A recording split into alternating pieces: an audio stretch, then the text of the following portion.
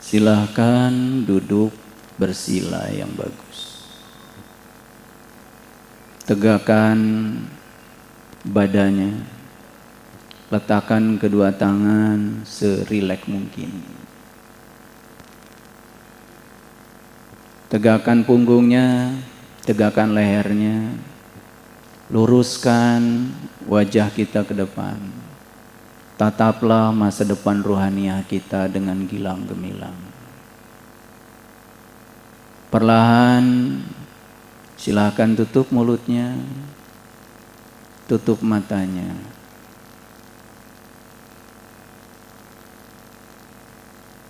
Atur nafas sedemikian rupa sehingga jantung kita, paru-paru kita semuanya dalam keadaan harmonis.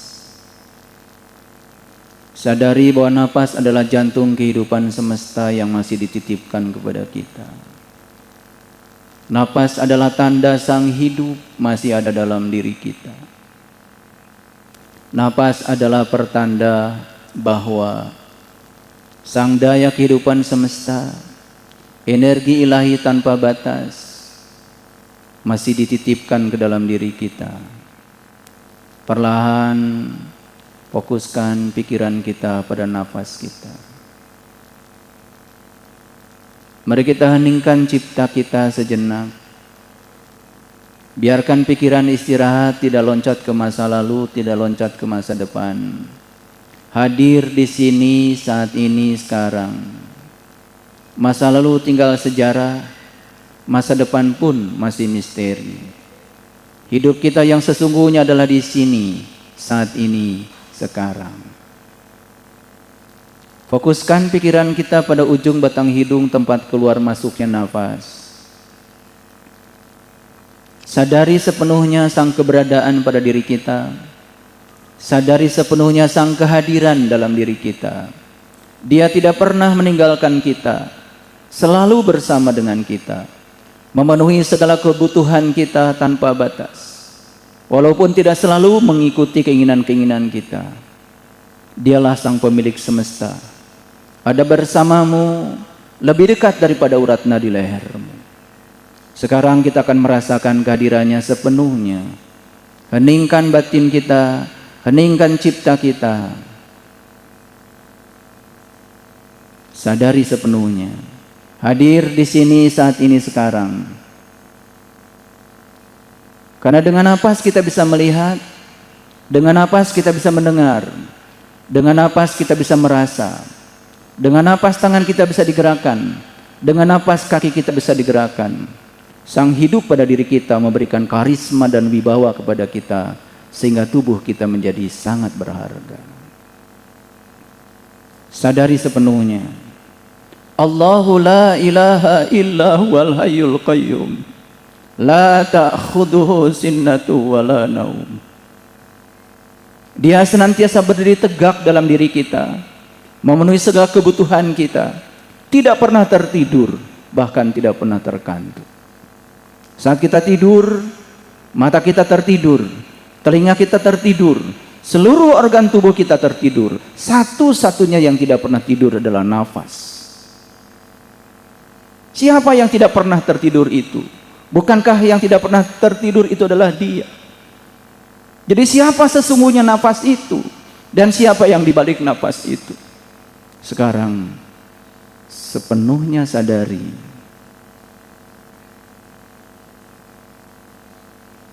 Sadari sepenuhnya bahwa kita semua ada di dalam tubuhnya. Bukan Allah yang ada dalam diri kita, tapi diri-diri kita semua ada dalam tubuhnya Allah. Diri-diri kita ada dalam tubuhnya Dia yang Maha Cinta. Dan sekarang kita akan merasakan bagaimana penyatuan itu terjadi. Karena napas adalah penghubung antara diri kita yang di dalam dengan seluruh semesta raya, ruang kosong tanpa batas. Apa yang disebut ruang kosong oleh orang awam, sesungguhnya ruang itu isi. Isi tapi kosong, kosong tapi isi. Di ruang kosong ini ada ruang penciptaan. Di ruang kosong ini ada energi semesta tanpa batas. Di ruang kosong ini ada energi ilahi tanpa batas. Dan sekarang kita akan merasakan penyatuan itu sebentar lagi. Diri kita bukanlah bagian dari semesta, tapi diri kita adalah semesta itu sendiri. Diri kita bukan tetes air di samudra, tapi diri kita yang sebenarnya adalah samudra itu sendiri. Sadari sepenuhnya bahwa kita adalah samudra itu sendiri. Ketika satu tetes air sudah sampai di samudra, dia bukan tetes air lagi, dia adalah gelombang. Dia adalah samudra itu sendiri. Dan mari kita satukan diri kita dalam tubuhnya. Mari kita satukan diri kita dalam energinya yang tanpa batas. Sekarang ikuti kata-kata saya dalam batin kita masing-masing dengan penuh kesadaran. Dengan penuh kesadaran. Dengan penuh kesadaran. Ikuti dalam batin yang terdalam. Udu'u rabbakum tadarruan wa khufiyatan. Undanglah dia dengan penuh rasa hormat dan tersembunyi. Udu'u rabbakum tadarruan wa khufiyatan. Udu'u rabbakum tadarruan wa khufiyatan. Ikuti kata-kata saya di batinmu yang terdalam. La ilaha illallah. La ilaha illallah. La ilaha illallah. Muhammadur Rasulullah. La ilaha illallah. La ilaha illallah. La ilaha illallah. Muhammadur Rasulullah. La ilaha illallah. La ilaha illallah. La ilaha illallah. Muhammadur Rasulullah.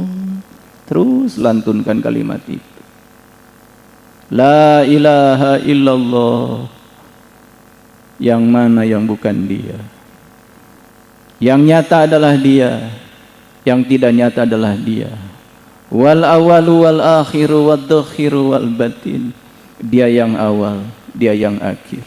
Bahkan dia tidak berawal, dia tidak berakhir. Dia yang lahir, dia yang batin. Terus lantunkan kalimat itu. Jangan ditahan emosinya. Sampai betul-betul seluruh identitas kita memanunggal bersamanya. La ilaha illallah. La ilaha illallah.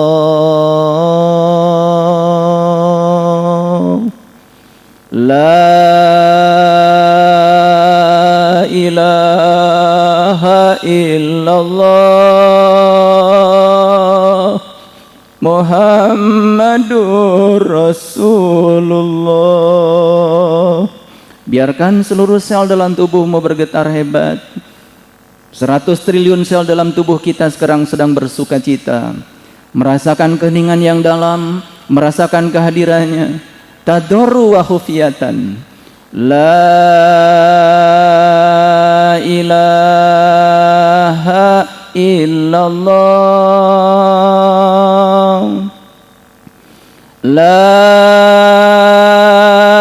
ilaha illallah. La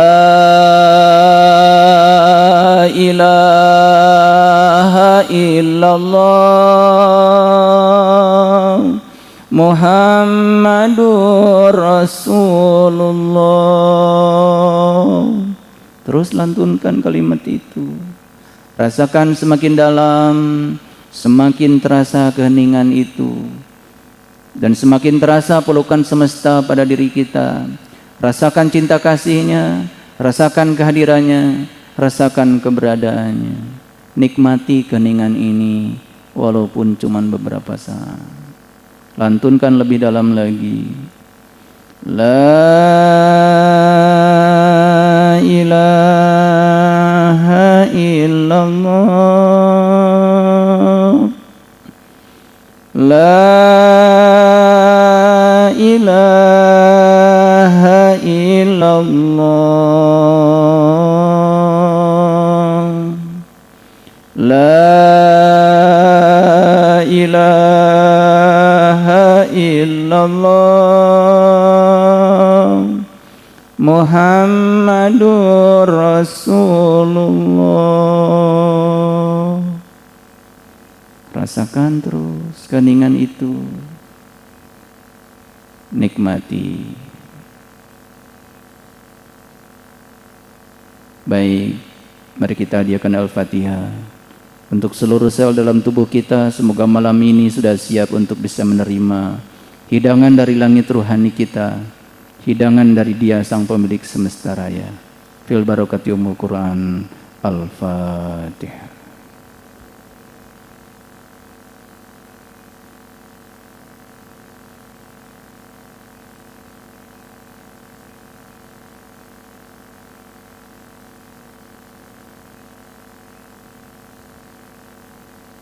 Alhamdulillah.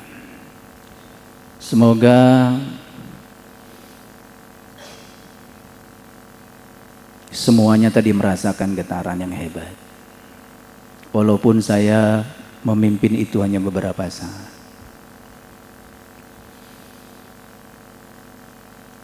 Orang tua kita, ayah ibu kita, merekalah yang telah menjemput kita dari langit ke bumi. Guru-guru kita, para ulama yang mewarisi ilmunya para rasul, tugas utamanya adalah mengantarkan kembali kita dari bumi ini ke langit. Itu sebabnya menghormati orang tua itu ada dua. Ada orang tua jasmania, manusia terhebat yang dipilih semesta untuk kelahiran kita, yang telah menjemput kita dari langit ke bumi. Dan satu lagi orang tua kita adalah mereka yang berjasa mengantarkan kembali kita dari bumi ke langit.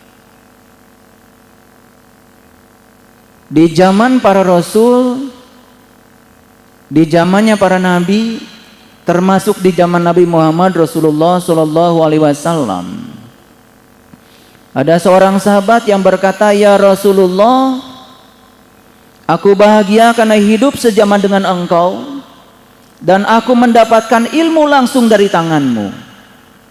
Apa jawaban Rasul? "Jauh lebih bahagia umatku," kata Rasul, "yang hidup tidak sejaman dengan aku, tetapi mereka masih dapat ilmuku dari para pewarisku." Lalu sahabat bertanya, "Ya Rasulullah, siapa pewaris ilmumu yang sesungguhnya?" "Al-ulama, al-ulama, al-ulama warasatul anbiya." Jadi ulama itu sebetulnya adalah para pewaris ilmunya para nabi. Apa yang diwariskan para nabi kepada para ulama? Dalam Quran surat Ali Imran ayat ke-49 yang diwariskan itu cuma 3. Ilmu yang pertama yang diwariskan para nabi, para rasul kepada para ulama adalah wa ubriul akmah. Ilmu untuk membuka ketertutupan mata kolbu kita. Saya tidak berbicara hati, saya berbicara kolbu. Karena di Indonesia hati dan kolbu sudah dianggap sama. Dalam bahasa Arab, hati itu adalah kibdah. Kalau kita pergi ke pasar unta di Arab, kalau kita cari hati unta, tidak pernah disebut qalbul jumal, disebutnya qobidul jumal, kibdahul jumal. Jadi hati dengan qalbu adalah dua entitas yang berbeda, yang kemudian itu dianggap sama. Hati itu letaknya dari dada, dari leher ke bawah, sedangkan qalbu tidak di situ. Itu sebabnya ketika para sahabat bertanya kepada Rasulullah, apa sesungguhnya qalbu?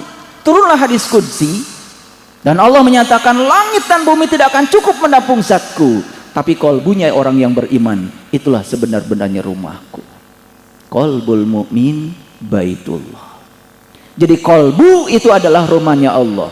Qalbu itu adalah rumahnya Allah. Sebuah lokus pada diri manusia. Di situ Allah memberikan alamat kepada kita. Maka siapa yang sudah tahu kuncinya dan siapa yang sudah tahu pintunya dan bisa membukanya, maka dia bisa berkunjung ke Baitullah yang sebenarnya. Begitu dia berkunjung ke Baitullah yang sebenarnya, di situ dia akan mengalami sebuah pengalaman spiritual yang luar biasa. Di situ akan mengalami yang namanya syahadat sejati. Lalu yang kedua, ilmu yang diwariskan oleh para nabi, para rasul kepada para ulama, yang kedua adalah wal abrosho, ilmu untuk menyembuhkan penyakit kulit. Penyakit kulit itu bukan panu, penyakit kulit itu bukan kurap, penyakit kulit itu bukan kudis. Penyakit kulit itu adalah kedangkalan memahami sesuatu. Karena seluruh kebenaran diletakkan dalam hakikat, dan semua penampakan itu bisa jadi adalah kebohongan. Tetapi kebohongan yang diulang terus menerus bisa jadi suatu saat dianggap sebagai kebenaran. Makanya Allah menyatakan dalam Al-Quran, sanurihim ayatina fil afaq wa fi anfusihim hatta yatabayyana lahum anahul haq. Aku bentangkan kebesaranku di segala ufuk, dan yang paling penting, aku bentangkan kebesaranku pada dirimu sendiri. Dan siapa yang sudah menemukan kebesarannya pada dirinya, maka dia sudah menemukan kebenaran. Jadi semua kebesaran Allah yang ditampakkan di alam makros kosmos itu sudah ada dalam diri kita. Kalau tahu ilmunya, tahu caranya. Nabi Ibrahim pernah melakukan pencarian. Diabadikan dalam Quran surat Al-An'am. Yang pertama beliau temukan adalah bintang, setelah itu menemukan bulan, dan setelah itu menemukan matahari. Tepat ketika menemukan matahari, apa yang beliau lakukan? Inni wajjahtu wajhiyalil ladzi fataras samawati wal ardh hanifan wa ma ana minal musyrikin. Bukankah itu yang diabadikan dalam Al-Quran? Tetapi apa yang kita lakukan selama ini? Kita mengucapkan ini wajahtu wajhiyalil ladzi fataras samawati wal ardh hanifan wa ma ana minal musyrikin. Cuman katanya dulu Nabi Ibrahim pernah mengucapkan kalimat itu. Apa bedanya kita dengan Nabi Ibrahim? Bedanya tipis. Nabi Ibrahim mengalami pengalaman spiritualnya dulu, tapi kita belum mengalaminya. Makanya kalimat yang kita ucapkan berulang-ulang tadi sejak saya duduk di sini, anta samsun, anta banjrun, anta nurun fauqun nur. Anta laksana matahari, anta laksana bulan purnama, anta laksana cahaya di atas cahaya. Allahu nurus samawati wal ardh, masalu nurihi kamishkatin fiha misbah, al misbahu fi jujajah, ajujajatu ka'annaha kaukab. Allah adalah cahaya langit dan bumi. Perumpamaan cahayanya seperti yang ada di dalam miskat. Makanya kitab terakhir Imam Al-Ghazali namanya Mishkatul Anwar. Nur itu tunggal, tapi kalau Anwar berarti gabungan berbagai macam nur, jamak. Mishkatul Anwar adalah relung cahaya. Di mana Mishkatul Anwar? Diletakkan di dalam diri kita. Maka di situ kita akan menemukan misbah. Dan misbah itu diletakkan dalam kaca. Al-misbahu fi jujajah. Di mana kaca berada? Di mana kaca berada? Cari kaca dalam tubuh kita. Ada kaca nggak dalam tubuh kita? Ada? Belum menemukan? Subhanallah. Tiap hari kita pakai alat ini. Tiap hari kita pakai melihat. Bukankah kita bisa melihat kalau di sini ada kaca yang bernama lensa? Walladzi yusawwirukum fil arham kaifa yasha. Dialah Allah yang telah menciptakan kamu sebagaimana rencananya. Tidak ada satupun ciptaan Allah yang di luar rencananya. Karena semua diciptakan itu karena rencananya. Kuntu kanzan mahfian wa ahbabtu an u'rifa fa khalaqtu khalqan. Aku adalah suatu perbendaan yang tersembunyi. Aku ingin agar aku dikenali, maka aku ciptakan ciptaan agar dengan ciptaan kalian bisa mengenalku. Jadi semua ciptaan itu diciptakan hanya untuk satu tujuan, agar semuanya digunakan untuk mengenalku. Wa ahbabtu an u'rifa. Aku cinta, aku rindu untuk dikenal.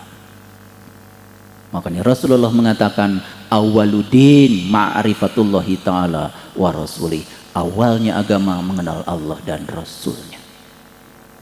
Makanya ilmu ketiga yang dititipkan oleh Allah kepada para ulama sepeninggal para nabi dan rasul, wa uhil mauta, yaitu ilmu untuk membangkitkan orang yang mati.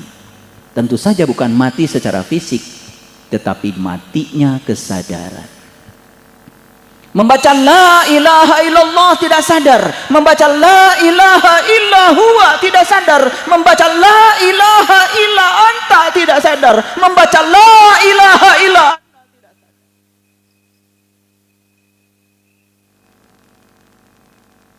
Banyak yang datang ke pesantren saya hanya menuntun saja membaca la ilaha illallah, la ilaha illa huwa, la ilaha illa ana, la ilaha illa anta. Tersungkur. Bahkan dalam sekejap bisa melihat singgasananya di dalam dirinya. Hanya satu kerdipan mata.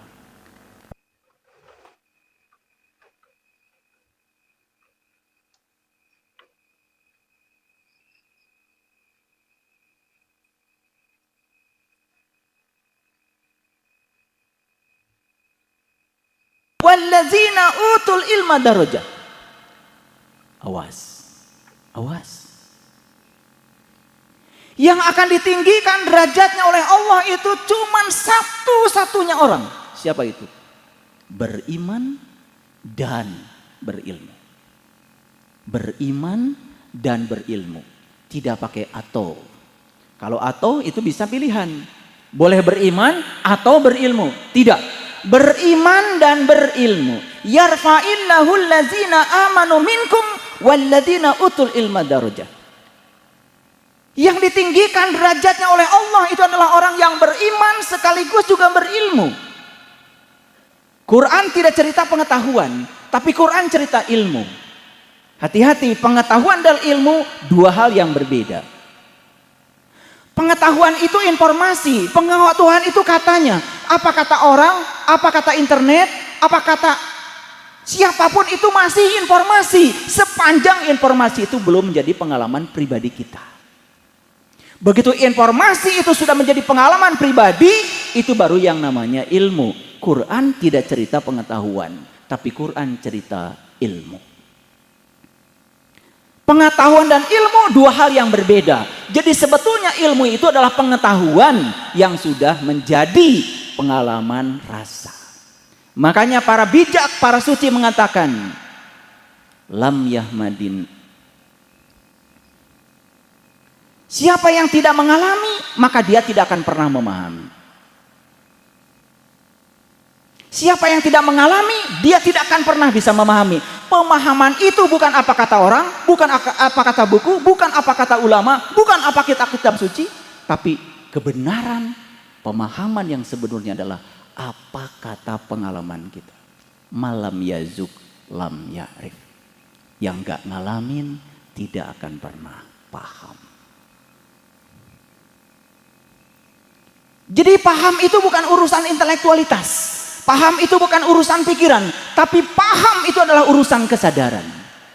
Makanya pengetahuan sejati adalah mengetahui kalau kita tidak tahu. Ulangi, pengetahuan sejati itu adalah mengetahui kalau kita tidak tahu. Begitu kita tahu kalau kita tidak tahu, itulah pengetahuan sejati. Maka siapapun yang tahu kalau dirinya tidak tahu, maka pasti akan mencari tahu. Sangat berbeda dengan orang yang tidak tahu, tetapi dia tidak tahu bahwa dia tidak tahu, tidak akan pernah mencari tahu. Orang yang tidak tahu, tetapi dia tidak tahu bahwa dia tidak tahu, tidak akan pernah mencari tahu. Tetapi orang yang tahu bahwa dia tidak tahu, pasti akan mencari tahu. Maka pengetahuan sejati adalah mengetahui kalau kita tidak tahu.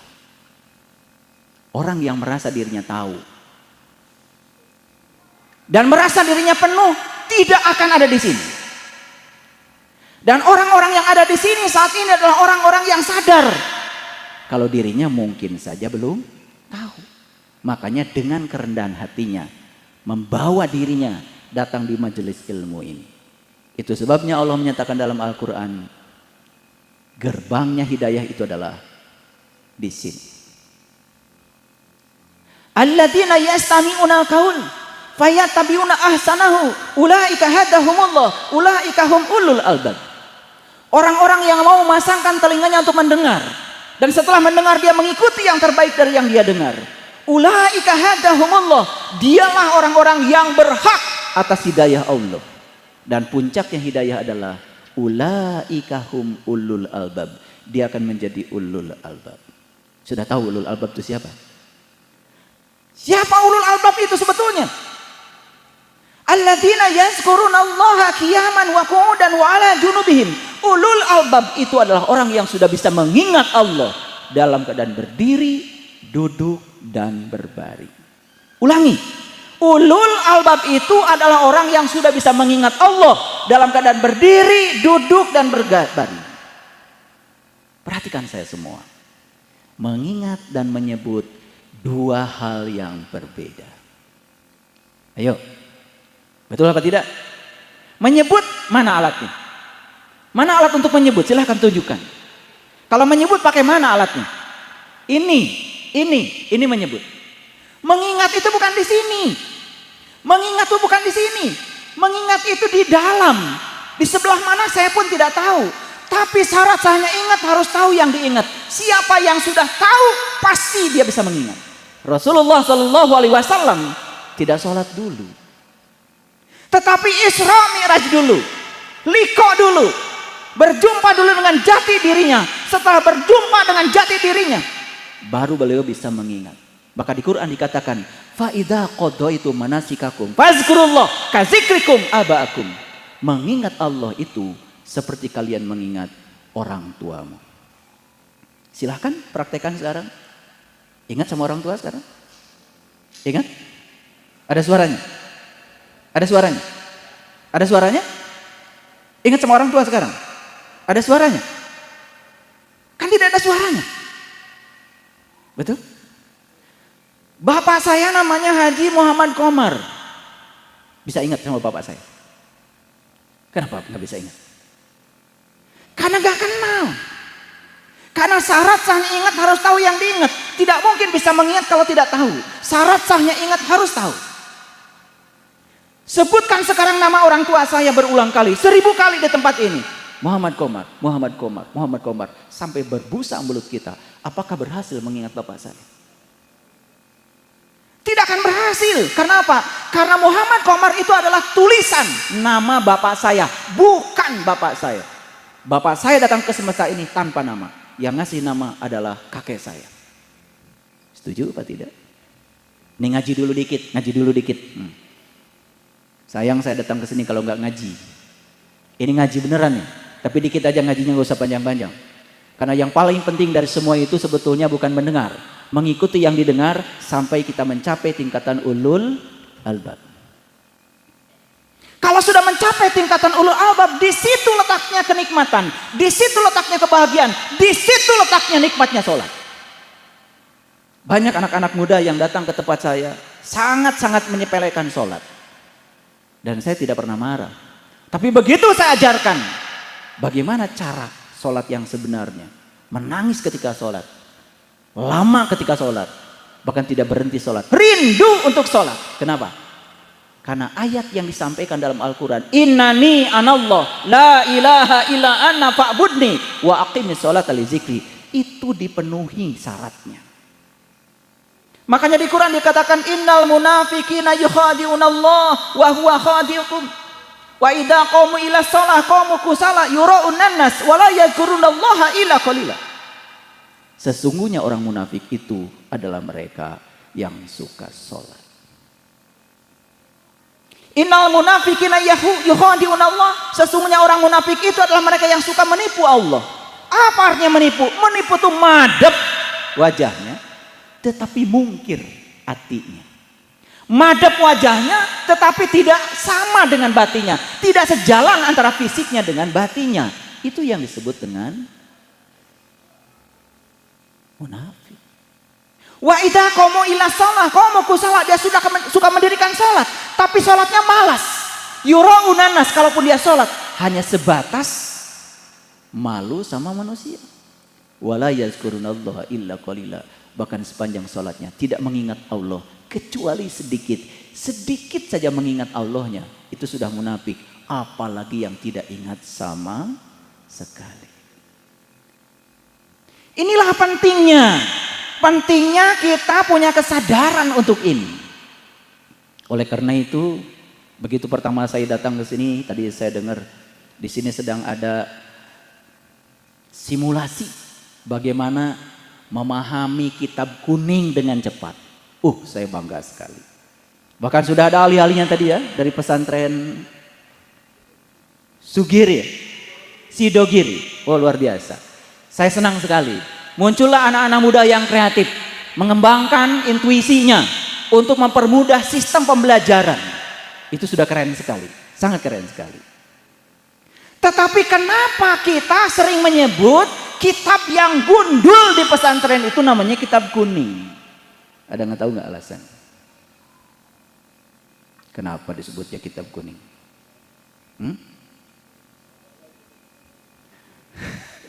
Itu pertanyaan saya dulu waktu di pesantren. Saya juga lulusan pesantren. Saya tanya kiai saya, "Yai, kenapa kitab ini kok namanya kitab kuning?" Padahal tidak semua yang namanya kitab kuning kertasnya pun warna kuning. Bahkan kesini warna kertasnya nggak kuning lagi, tapi tetap disebut kitab kuning. Coba. Karena kuning itu sebetulnya bahasa spiritual. Kuning itu adalah bahasa spiritual. Perhatikan. Baru saja sebulan yang lalu kita merayakan Hari Raya Idul Fitri, bukan? Betul? Bikin apa waktu kemarin? Bikin apa? Bikin kupat, bukan? Kupat itu adalah warisan spiritual dari para sunan, para wali. Coba saya tanya sekarang, kupat itu terbuat dari apa? Unsur yang pertama adalah daun kelapa muda, disebutnya janur.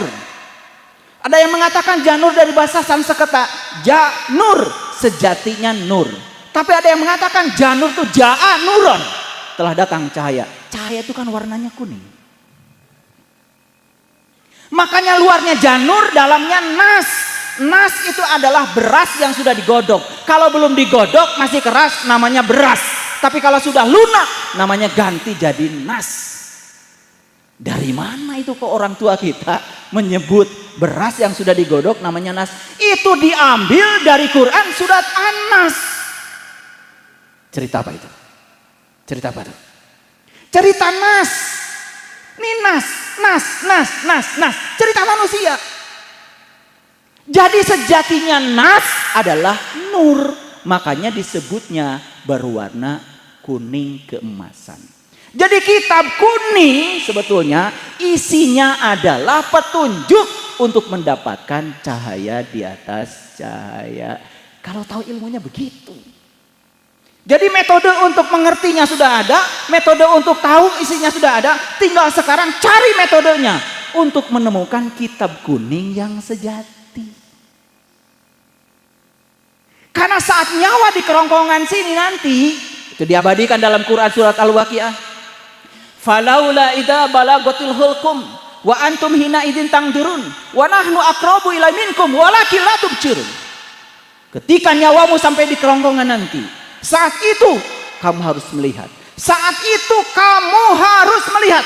Wa antum hina idzin tangdirun wa nahnu aqrabu ila minkum. Aku sangat dekat dengan kamu Walakin la tubsirun, tapi kebanyakan manusia saat itu dalam keadaan tidak melihat. Kenapa? Belum ketemu kitab kuning yang sejati. Makanya kitab kuning ada dua, ada kitab kuning yang syar'i, ada kitab kuning yang sejati. Temukan dua-duanya. Kalau sudah menemukan dua-duanya, saya jamin gak takut mati lagi. Karena apa? Karena sudah ngalamin yang namanya ilmu mati sakjeroning urip. Jadi ilmu mati sakjeroning urip itu adalah ilmu luar biasa. Itu ilmu intinya para sunan, para wali. Cuman sekarang ilmu itu dianggap sepele. Padahal Rasulullah mengatakan dalam hadis, mut anta qabla mut, mut anta qabla mut. Belajar mati selagi hidup, belajar mati selagi hidup. Orang tua kita jauh sebelum Rasulullah mengatakan itu sudah mengatakan harus belajar mati sakjeroning urip. Makanya Nabi Yunus kan ditelan ikan. Itu simbolik, bukan ditelan ikan beneran. Gak usah cari ikannya di mana ditelannya, gak penting. Tetapi lihat ketika ditelan ikan, apa yang dikatakan Nabi Yunus? Apa coba? Apa? La ilaha illa anta. Kok ditelan ikan tetapi ngomongnya la ilaha illa anta. La ilaha illa anta. Tidak ada Tuhan kecuali Engkau. Tidak ada Tuhan kecuali Engkau. Ngalamin apa sih Nabi Yunus saat itu? Ngalamin apa? Itu adalah liqa. Itu adalah perjumpaan. Itu mengulang kembali kalimat alastu birabbikum qalu bala syahidna. Apakah aku ini Tuhanmu? Yes, aku menyaksikan. Makanya saat itu yang dikatakan Nabi Yunus apa? La ilaha illa anta. Itu esensinya. Saya berbicara esensi karena waktu saya terbatas. Saya ilmuwan. Saya membicarakan sesuatu selalu dengan bukti. Tetapi saya tentu tidak bisa membuktikan di sini. Kalau ingin membuktikan, ayo kita belajar. Ada ilmunya, ada caranya. Kalau cara membaca kitab kuning saja sudah ditemukan, yang syar'i, cara membaca kitab kuning yang hakiki pun sudah diwariskan oleh para sunan, para wali. Kuncinya ada pada diri kita semua. Ada pada diri kita semua. Cuman itu kunci selama ini dibiarkan begitu saja, belum kita gunakan. Lalu apa yang terjadi? Kita nggak kenal diri sejati kita yang sesungguhnya. Makanya ketika Romo Yai Nur Hamim datang ke rumah saya 2 bulan yang lalu dan beliau mengundang saya untuk hadir di sini. Sesibuk apapun saya bilang, Romo Yai pasti saya akan datang. Jadi oleh karena itu, mari kita gunakan kehadiran saya di sini untuk sama-sama berpikir. Karena di dalam Quran surat Al-Fatir dikatakan, aku panjangkan umurmu untuk satu tujuan, untuk berpikir. Itu Quran.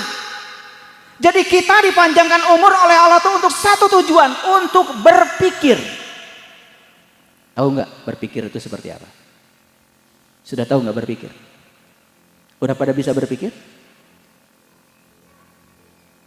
Kalau berpikir menggunakan apa? Menggunakan apa?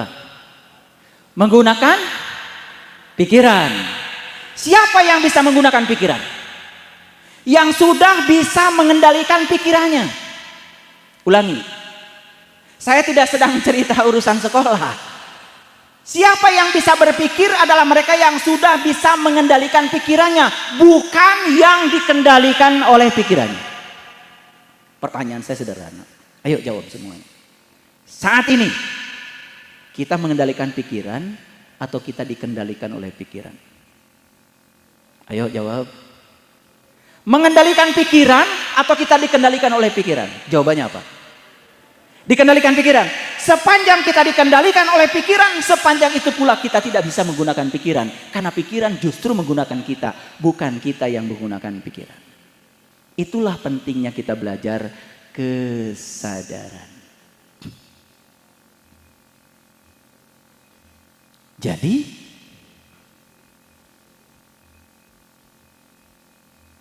yang akan ditinggikan derajatnya itu cuma satu. Siapa tadi? Orang yang berilman dan berilmu. Ayo lihat saya. Pada saum nggak kemarin? Pada saum? Pada saum? Tahu nggak? Saum itu kegunaannya apa? Pernah membaca nggak pemenang hadiah Nobel bidang kedokteran? Namanya Profesor Yoshinori Ohsumi. Pernah dengar nggak? Belum dengar?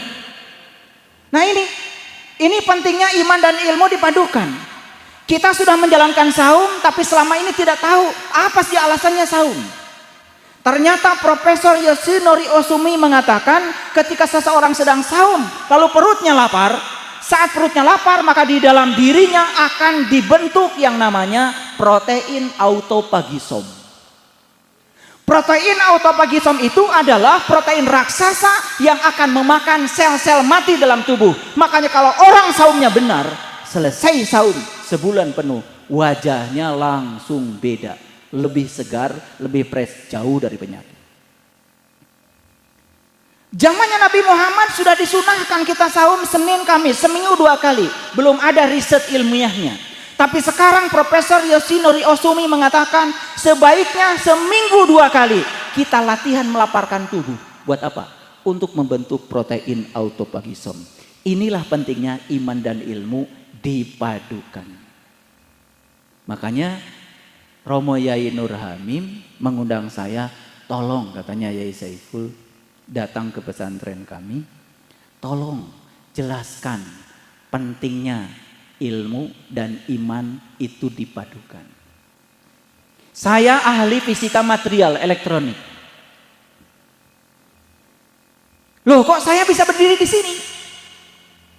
Umur 18 tahun alhamdulillah. Walaupun tidak sempurna tetapi ya 30 juz Quran sudah mulai bisa dipahami. Begitu kita tahu Quran, kemudian kita tahu sains, begitu saya padukan antara fisika dengan metafisika ternyata simetri. Disitulah iman kita akan bertambah kokoh. Itulah pentingnya kita mengintegrasikan antara iman dan ilmu. Coba perhatikan, 90% uang dunia sekarang ada di tempat yang ada sentuhan IT-nya. 90% uang dunia ada di tempat yang ada sentuhan teknologi informasinya. Bayangkan, 90%. Saya tempo hari pergi ke Prodia, cek darah. Kalau cek darah biasanya disuruh puasa 12 jam. Makanya saya mulai puasa jam 8 malam, kemudian jam 8 pagi baru tes darah. Selesai tes darah jam 10, saya nyamperin tukang bubur di depan laboratorium. Begitu saya mau beli bubur sudah tidak ada. Habis Pak. Loh kok habis? Ya lihat Bapak. Ya, di situ masih ada antrian orang-orang yang mau beli bubur yang pakai baju hijau-hijau itu. Menggunakan aplikasi namanya GoFood.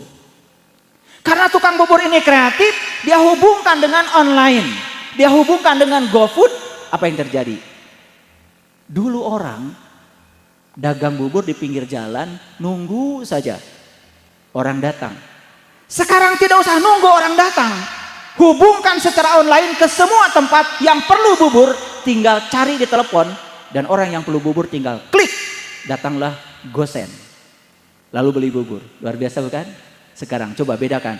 Orang yang tidak mau mengadaptasi teknologi informasi, maka sekarang mungkin ketinggalan bisnisnya. Ngerti maksud saya?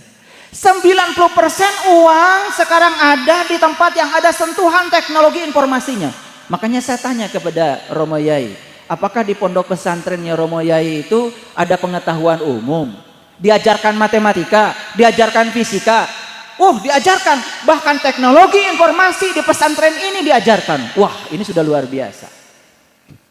Karena pada gilirannya orang-orang yang unggul yang akan ditinggikan derajatnya oleh Allah itu dua. Dia punya iman sekaligus dia punya ilmu. Makanya Rasulullah mengatakan kalau kamu ingin bahagia di dunia harus punya ilmunya. Kalau kamu ingin bahagia di akhirat harus punya ilmunya. Kalau kamu ingin bahagia dua-duanya harus punya ilmunya. Makanya ada hadis yang mengatakan jika kamu mengejar Allah maka kamu akan dapat dua, Allah dan dunia. Dan jika kamu mengejar dunia maka kamu tidak akan dapat dua-duanya. Jadi hadis sendiri mengatakan tidak ada orang yang dapat salah satu, dapat dua-duanya atau tidak dapat dua-duanya. Nah, gimana cumanya supaya dapat dua-duanya? Apa kata Rasulullah? Kalau ingin dapat dua-duanya, kejarlah Allah.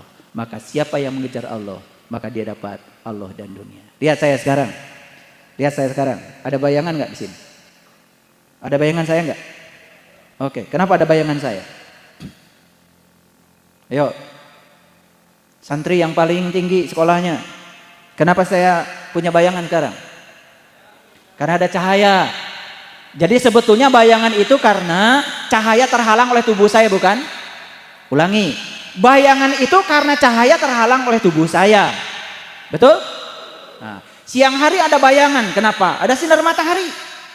Kalau kita sinar matahari dari sana, saya berdiri di sini, bayangan di mana? Sebelah sini kan? Betul? Oke, kenapa? Karena cahaya terhalang, timbul bayangan. Sedangkan Allah menyatakan dalam Al-Quran, innamad dunya la'ibun walahun. Dunia itu bayangan.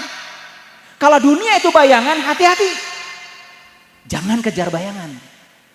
Karena bayangan gak bisa ditangkap. Coba sekarang.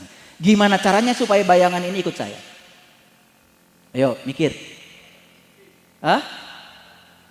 Orangnya berhenti.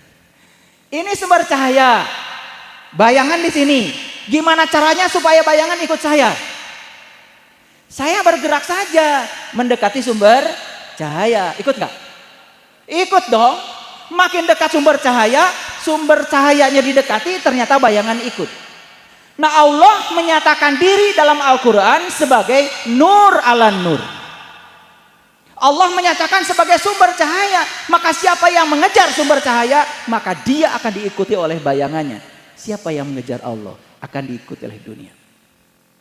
Nah, sekarang coba, kalau ini sumber cahaya, ini bayangan, sekarang saya mengejar bayangan. Saya ingin menangkap bayangan. Bisa nggak saya berhasil menangkap bayangan? Bisa apa tidak? Nggak akan bisa.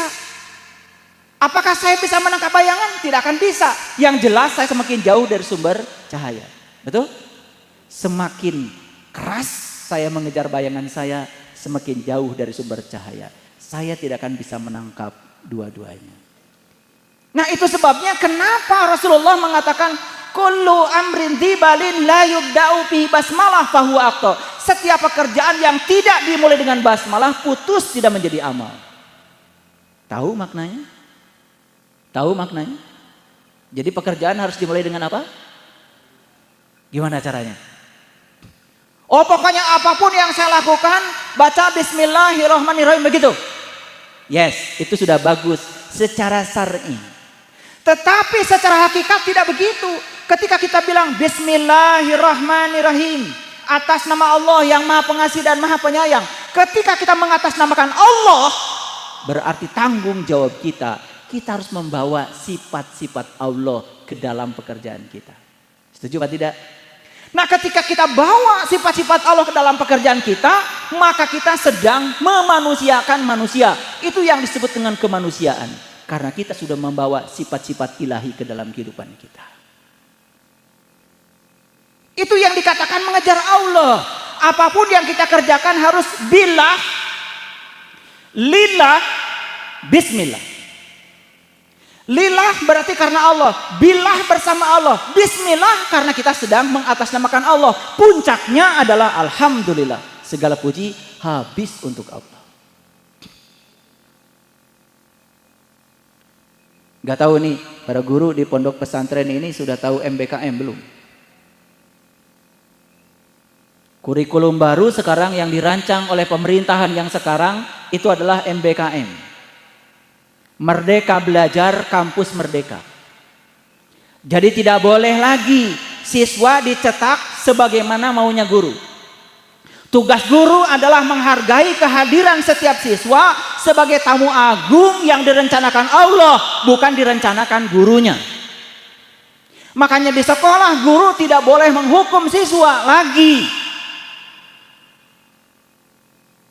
Konsepnya sudah dirubah sekarang. Yang jadi guru di sekolah bukan guru yang mengajar. Yang jadi guru di sekolah adalah murid. Jadi murid itu jadi guru sekarang. Guru belajar sabar dari muridnya. Guru belajar metode dari muridnya. Guru belajar pintar dari muridnya. Karena apa? Belajar sabar harus dari yang tidak sabar. Belajar baik dari yang tidak baik. Belajar bijaksana dari yang tidak bijaksana. Jadi siswa sekarang harus dipandang sebagai guru. Keren gak? Keren gak gitu? Karena selama ini guru yang mengajar menganggap siswa itu bisa diperlakukan apa saja. Boleh. Seakan-akan begitu. Sekarang tidak boleh lagi. Karena apa?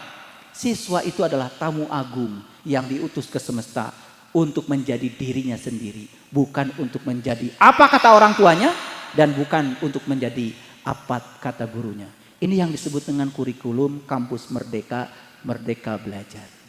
Coba, pernah lihat ikan enggak? Pernah lihat ikan enggak? Ikan pinternya apa? Berenang. Kalau ikan disuruh memanjat pohon, bodoh nggak ikan? Idiot nggak ikan? Ikan itu akan kelihatan idiot ketika disuruh memanjat pohon. Karena memang dia datang ke dunia, diberi kecerdasan oleh Allah. Kecerdasan dia itu berenang. Luar biasa itu ikan. Baru lahir aja udah bisa berenang. Cerdas nggak ikan? Nah itu yang disebut dengan jenius. Jadi ikan tuh jenius dalam urusan renang, tetapi urusan memanjat pohon dia menjadi idiot. Jadi semua anak manusia datang ke dunia itu diberi oleh Allah kejeniusan. Kenapa kelihatan idiot? Karena guru salah mengajar. Tidak suka matematika, disuruh belajar matematika. Sukanya olahraga, sukanya main bola, disuruh belajar fisika, ya mencret. Lalu siswa dihukum, nilainya jelek, orang tuanya dimarah-marahin, dipanggil. Anak bapak ibu nakal, nilai fisikanya 3. Padahal memang gak suka fisika. Dia itu sukanya berenang.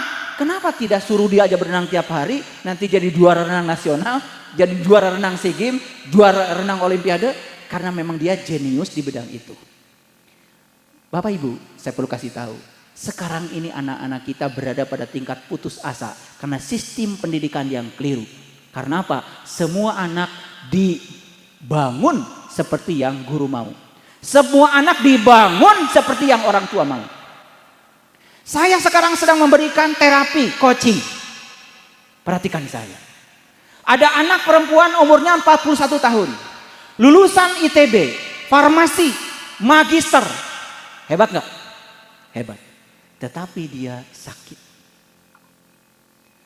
Ada tukang bubur saja nawarin ke rumahnya. Bubur, bubur. Marah dia. Kenapa marah? Itu tukang bubur katanya marah sama saya. Orang nawarin bubur aja dianggap marah sama dia. Saya coba terapi dengan menggunakan hipnoterapi. Begitu di hipnoterapi ketemu penyakitnya. Ternyata penyakitnya luar biasa. Dia sekolah di situ bukan maunya dia. Maunya orang tua. Stres. Tubuhnya menghasilkan hormon-hormon adrenalin. Hormon-hormon yang membuat daya imunisasi tubuhnya hilang. Karena dia melakukan sesuatu yang dia tidak suka. Ketika dia dipaksa sekolah di situ, orang tuanya tiap hari membentaknya. Sekolah kamu, sekolah kamu. Bentakan orang tua ini masuk di alam bawah sadarnya, sekarang susah dikeluarkan. Orang lain gak ngebentak saja, dianggap membentak dia. Sakit jiwanya. 41 tahun, perempuan, cantik, sekolahnya magister. Di bidang yang luar biasa. Tetapi tidak fungsional. Kenapa? Karena sakit yang namanya stres. Jadi sekarang ini Bapak Ibu banyak sekali anak-anak kita dalam keadaan stres. Karena apa? Anak sering dicetak harus menjadi apa yang dipikirkan oleh orang tuanya. Orang tua tidak menghargai anak sebagai tamu agung yang datang ke semesta untuk menjadi dirinya sendiri. Tahu Lionel Messi? Ahli apa itu? Oh bola, pintar ternyata. Santri di sini pintar ya. Bukan ahli berenang. Lionel Messi itu ahli mengolah bola. Pokoknya kalau sudah masuk ke lapangan bola, wih bahagia sekali, bahagia sekali. Personal genius John-nya itu muncul. Makanya mengolah bolanya luar biasa. Dikasih soal fisika belum tentu bisa. Dikasih matematika belum tentu bisa. Karena memang dia dikasih oleh Allah kejeniusan di bidang ngolah bola. Ya sudah itu saja. Saya bicara tempo hari dengan Romo Yai, bagaimana dengan pesantren Nahrul Ulum? Di sini sedang menuju ke sana. Para guru sedang diarahkan untuk bisa menemukan potensi anak didiknya. Jangan anak didik itu kemudian diidiotkan oleh program sekolah yang keliru. Bahkan sekarang Bapak Ibu di Jepang, tahu Jepang nggak? Tahu Jepang nggak? Pernah ke sana? Lah belum tahu. Itu baru katanya ada negara namanya Jepang. Nggak apa-apa. Di Jepang itu sekarang sistem pendidikan harus menggunakan golongan darah. Bayangkan. Dalam satu kelas golongan darahnya harus sama. Kalau A semua, kalau B semua, kalau AB semua, kalau AA semua. Gurunya tidak boleh sembarang. Gurunya harus cocok dengan golongan darah siswanya. Karena Allah menciptakan golongan darah tidak sembarang. Ternyata golongan darah mencerminkan kepribadian seseorang. Jadi mungkin saja sekarang ada siswa masuk ke kelas, dia pintar, diajar sama gurunya. Gurunya juga pintar, tapi nggak cocok secara emosional. Tidak cocok. Karena apa? Ada halangan golongan darah. Golongan darah gurunya tidak sama dengan golongan darah muridnya. Ada kepribadian yang tidak cocok. Bayangkan sekarang, sistem pendidikan dunia sudah mengarah ke situ. Bahkan saya punya murid yang bisa menciptakan minyak wangi sesuai dengan golongan darah. Luar biasa. Jadi menciptakan minyak wangi sesuai dengan golongan darah. Dari mana ilmunya? Dari kitab kuning. Tapi kitab kuningnya bukan yang syar'i. Kitab kuning yang hakiki. Ternyata di situ ada petunjuk bagaimana menjadi orang kaya. Sekarang kalau dibeli ya oleh perusahaan Korea, 80 miliar keahlian itu tidak dikasih. 80 miliar tidak dikasih. Kemampuan meramu minyak wangi sesuai dengan tanggal lahir dan golongan darah. Bayangkan, saya sekarang pakai minyak wangi sesuai dengan golongan darah saya. Jadi saya selama ini pakai minyak wangi pusing. Ternyata pusing itu karena apa? Wangi yang saya butuhkan bukan itu. Tidak cocok dengan golongan darah saya. Bahkan sekarang diet makanan pun harus sesuai dengan golongan darah. Dulu kan masih ingat, 4 sehat 5 sempurna, betul? Pokoknya 4 sehat 5 sempurna. Makan nasi, makan daging, makan tempe, makan tahu. Puncaknya makan minum susu. Begitu enggak? Perhatikan. Susu itu kalau diminum oleh orang yang golongan darahnya A, itu jadi racun. Tapi susu diminum oleh orang yang golongan darahnya O, itu jadi nutrisi. Susunya sama diminum oleh orang yang golongan darahnya berbeda. Ternyata yang ini jadi nutrisi, yang ini jadi racun. Makanya saya berhenti minum susu. Kecuali susu yang sudah difermentasi. Karena golongan darah saya A. Setelah saya diet berdasarkan golongan darah, maka saya nggak pernah sakit lagi. Tidur saya cuma 2 jam sehari. Tetapi tidak pernah sakit. Tamu saya bisa jadi jam 10 baru datang, jam 12 baru datang seperti tadi. Ya jam 12 bertamu sama rumah Yai. Banyak itu yang kayak gitu. Dan tetap saya terima. Yang penting di 2 jam, ya, jam 12 sampai jam 2 jangan ganggu saya. Karena itu adalah saat di mana saya sedang tafakur. 2 jam aja. Jadi begitu kita menerapkan sistem-sistem yang seperti itu, ternyata kita bisa sehat lahir dan batin. Makanya hidup sehat, hidup sehat.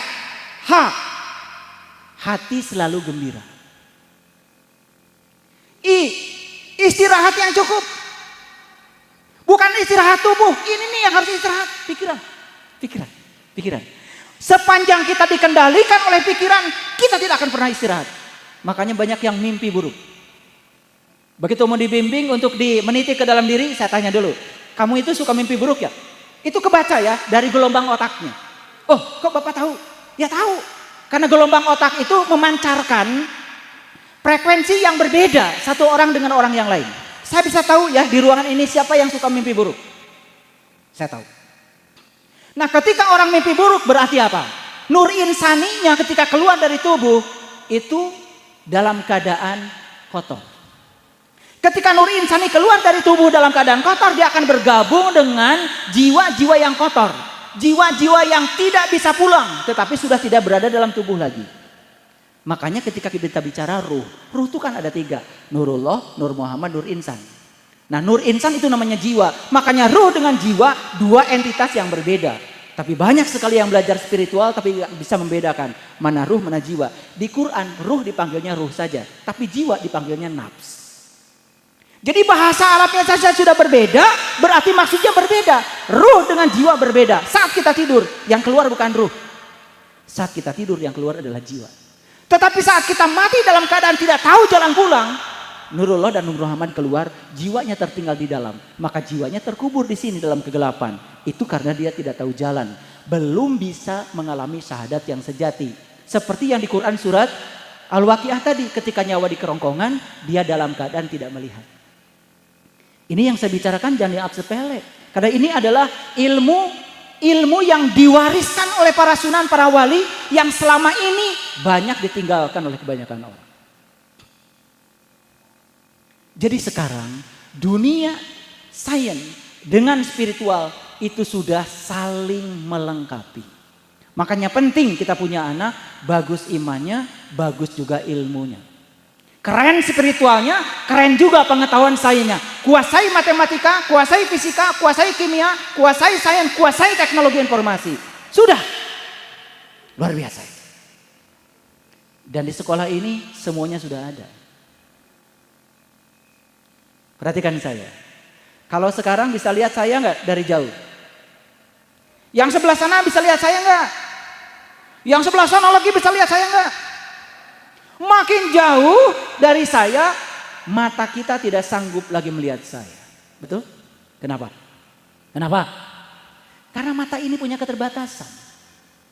Suara saya bisa didengar di sini, tapi di sana 2 kilo, 3 kilo, 4 kilo dari sini tidak bisa mendengar suara saya lagi. Kenapa? Karena telinga punya keterbatasan. Telinga kita ini hanya bisa mendengar suara dengan frekuensi 20 Hz sampai 20.000 Hz. Mata ini hanya bisa melihat panjang gelombang 400 nanometer sampai 700 nanometer. Di luar itu tidak bisa. Tapi kita dikasih satu penglihatan oleh Allah. Namanya penglihatan kolbu. Dan itu tak terbatas, hadirin. Itu tak terbatas. Kalau bisa menggunakan. Kita dikasih pendengaran kolbu, itu pun tak terbatas. Dan kita dikasih pemahaman kolbu, itu pun tak terbatas. Sepanjang kita menyelesaikan masalah dengan pikiran yang terbatas, kita akan terbentur oleh keterbatasan. Itu sebabnya, mari kita ajarkan anak kita untuk mengakses kecerdasan tanpa batas yang ada dalam diri kita. Itulah yang dikatakan Rasulullah, pintar tanpa belajar, cerdas tanpa berlatih. Bisa? Bisa. Jadi sekarang sistem pendidikan sudah dipadukan. Kemampuan intelektualitas itu cuma 6. 1 kemampuan mengingat, 2 kemampuan memahami, yang ketiga kemampuan menerapkan, yang keempat kemampuan menganalisis, yang kelima kemampuan mengevaluasi, yang keenam kemampuan mensintesa, menciptakan. Itu semua intelektual. Itu terbatas. Ada satu lagi dalam diri kita yang disebut dengan intelijensia. Intelijensia itu yang disebut dengan spiritual. Dan itu tak terbatas. Makanya banyak anak-anak muda selesai S2 belajar di pesantren saya, kemudian saya treatment supaya kecerdasan yang tanpa batasnya keluar. Karena di sekolah, di perguruan tinggi yang dilatih cuman intelektualitasnya. Di pesantren saya bangkitkan intelijensianya. Intelijensia berarti kesadaran. Begitu dibangkitkan kesadarannya, luar biasa. Kecerdasannya berlipat-lipat naik. Itulah Nabi Muhammad kan di dalam Al-Quran diabadikan. Saat beliau Mi'raj, beliau itu mencapai Sidratil Muntaha. Betul? Makanya cerita Isra itu adanya di Quran surat Al-Isra. Tetapi cerita Mi'raj tidak ada di Quran surat Al-Isra. Coba perhatikan surat An-Najm. Walaqad ra'ahu nazlatan ukhra inda sidratil muntaha indaha jannatul ma'wa id yagsha sidrati ma yagsha. Aduh, merinding saya kalau baca ayat ini. Kita bisa menyaksikan pusat semesta dalam diri kita kapan saja kita mau. Bisa? Bisa. Di mana? Di Sidratil Muntaha. Di puncak kesadaran. Sidrah itu artinya sadar, Al-Muntaha artinya penghujung. Sidrah Al-Muntaha artinya penghujung kesadaran. Waduh, selama ini Kita salah kaprah. Bilang Sidratul Muntaha jadi langit ke-7. Dari sisi bahasa saja sudah nggak nyambung.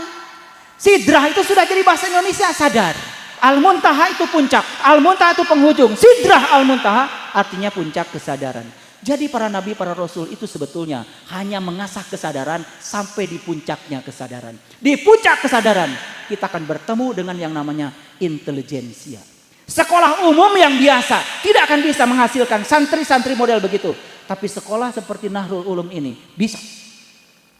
Jika perlu nanti saya hadirkan, saya bantu guru-gurunya supaya bisa membangkitkan itu. Saya bersedia untuk datang. Dan ini semua bisa dibuktikan. Nih, perhatikan para santri.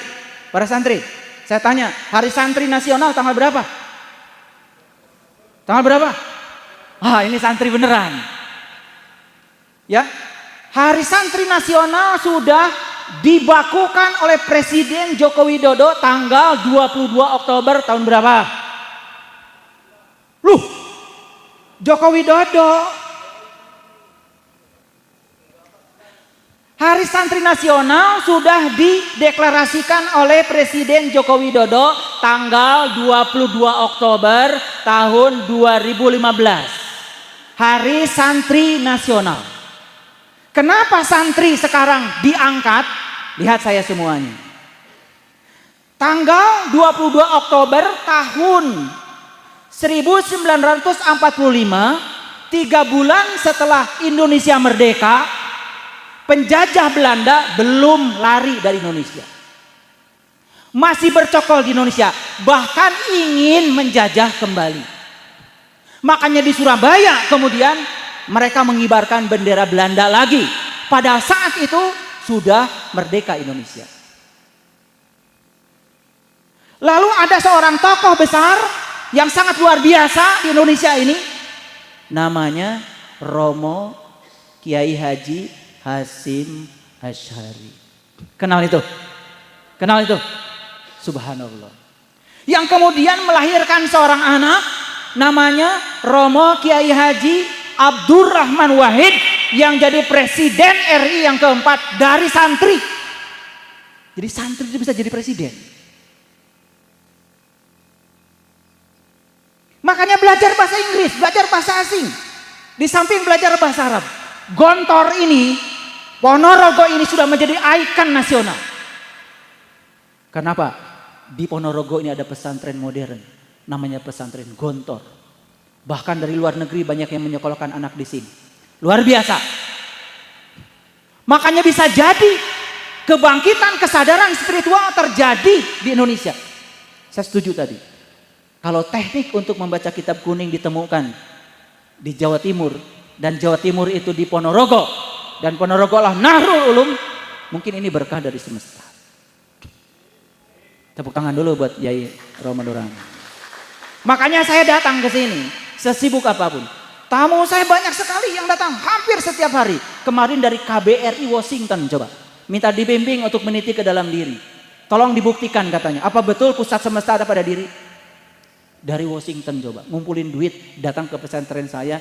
Hanya minta dibimbing gimana caranya meniti ke dalam diri agar bisa menyaksikan pusat semesta pada diri.